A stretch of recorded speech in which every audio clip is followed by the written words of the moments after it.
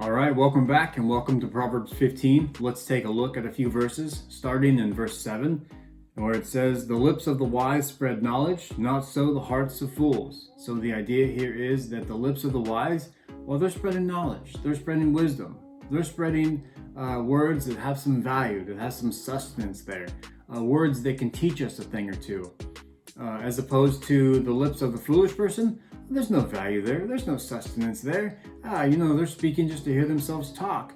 Maybe they're speaking lies, or maybe they're speaking gossip. Again, there's nothing you can really grasp onto. It's like trying to grab onto the wind. You can try all day long, but you're never gonna catch it. There's really nothing in their words, as opposed to the wise person who, when this person talks, we should listen. They've got something to teach. In verse 8, it says, "The sacrifice of the wicked is an abomination to the Lord, but the prayer of the upright is acceptable to him." Now, this is a real shame, because in the Old Testament context, you think about a sacrifice, this is a God-pleasing act here. But when it's done by a wicked person, it's actually an abomination here. And kind of the idea here is similar to what Jesus talks about in Matthew 15, when he says, "Their lips honor me, but their hearts are far from me." Now, Jesus is quoting from Isaiah 29 when he says that, but the idea kind of is that they're paying lip service. That they're saying these things, or they're doing these things, but their hearts, their desires, their motivations, their intentions, they're not in the right place. So rather than this being something that's God honoring, it's an abomination in his eyes. And then Proverbs contrasts this with the prayer of the upright person, saying it's acceptable to him. Now, the idea here is that a prayer would be a lesser act, and I say that because it requires less energy and less resources than a sacrifice would. And being a lesser act, it's actually seen as a greater one because it's done by the upright person. Whereas the sacrifice, which should be a greater act, is seen as an abomination because it's done by the wicked person. Moving on, let's look at verse 15, and it says, "All the days of the afflicted are evil, but the cheerful of heart has a continual feast." And so your life, your attitude, your mood, it's all about your perspective, quite frankly. If you choose to be happy, if you choose to be joyful in all things, first, you're going to be more fun to be around.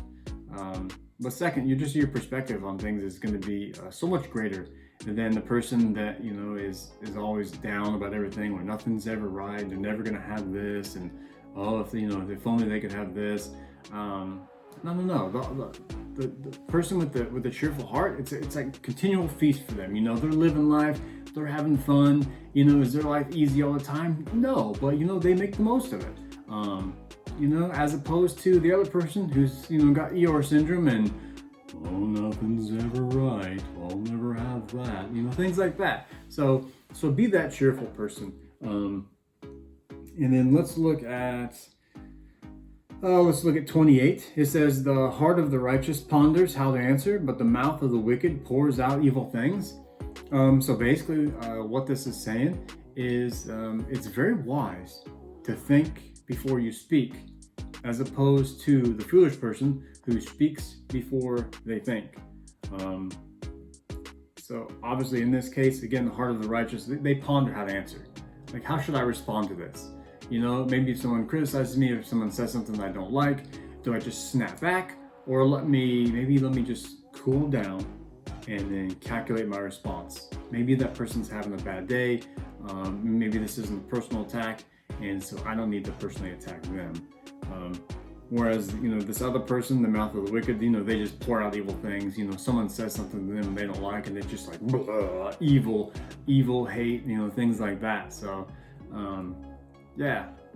think before you speak. Don't speak before you think. Read Proverbs, enjoy, and we'll see you next time.